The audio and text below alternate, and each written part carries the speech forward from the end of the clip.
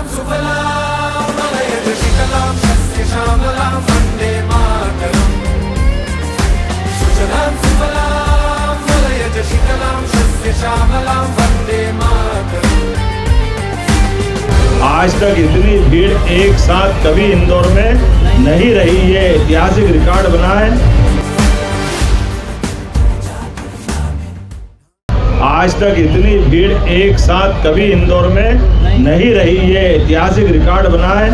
यशस्वी प्रधानमंत्री के नेतृत्व में देश की तीनों सेनाओं ने जिस प्रकार से दुश्मन के दांत खट्टे किए, आतंकवाद के खिलाफ एक सशक्त रणनीति के अंतर्गत एक ऐसा नया ऑपरेशन सिंदूर के माध्यम से नई नीति का उद्घोष किया गया।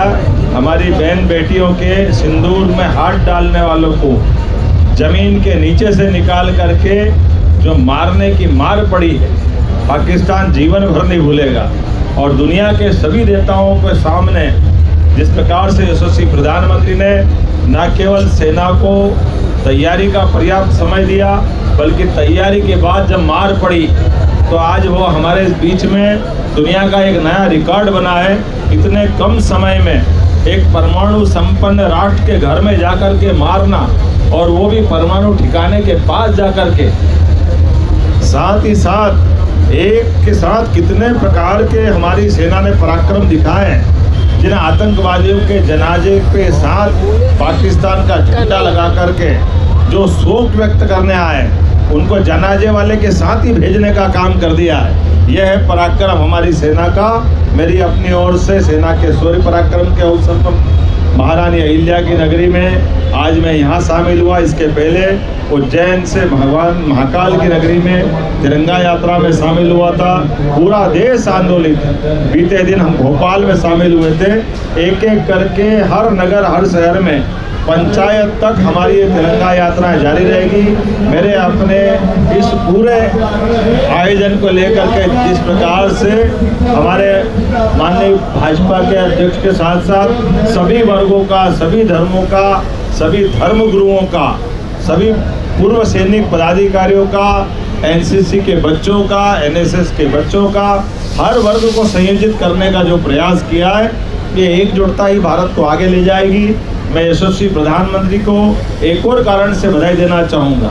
उनके नेतृत्व में सभी धर्मों ने मिलकर के, क्या हिंदू क्या मुसलमान, सब ने मिलकर के पाकिस्तान के द्वारा तो जो षड्यंत्र किया गया था कि उनके द्वारा आतंकवादियों ने हिंदू धर्म के लोगों पे अटैक करके एक तरह से हिंदू मुस्लिम दंगे की जो रचना बनाई थी, षड्यंत्र किया था, उस षड्यंत्र को पर्दाफाश करते हुए कश्मीर से कन्याकुमारी तक, अटक से लेके कटक तक पूरे देश ने एकजुटता के साथ इस युद्ध में भाग लिया और विजय हासिल की। मेरी अपनी ओर से बधाई। आज से 4 दिन बाद इसी अहिल्या माता की नगरी पर उनकी 300वीं जयंती के अवसर पर इसी राजवाड़े में हमारी सरकार के द्वारा कैबिनेट का आयोजन किया जा रहा है, और इस कैबिनेट के माध्यम से हमारे विकास के नए कीर्तिमान बनेंगे। सुशासन की प्रतीक महारानी अहिल्याबाई का 300वां जयंती वर्ष है। ऐसे में हमने उनके इस कार्यक्षेत्र के अवसर पर और एक साथ 3 संयोग है। उस दिन महारानी अहिल्याबाई का तिथि के हिसाब से जन्मदिन भी, महाराज होलकर का उस दिन पुण्य तिथि है। हमारे लिए आज के इस अवसर पर एक और बात बताना अच्छा रहेगा, ये उसी दिन महारानी अहिल्याबाई का भी विवाह की वर्षगांठ भी है। ऐसे में कई कारणों से उस दिन का इतिहास अलग प्रकार का रहेगा, लेकिन इसके साथ साथ हम 10 दिन तक अलग अलग प्रकार के आयोजनों को करेंगे। इन आयोजनों का 20 तारीख से शुरू करके 31 तारीख के दिन भोपाल में भव्य आयोजन होगा, जिसकी विस्तृत जानकारी बाद में देंगे।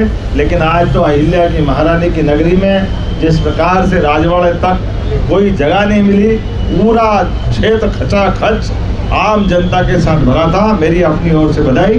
बहुत बहुत धन्यवाद।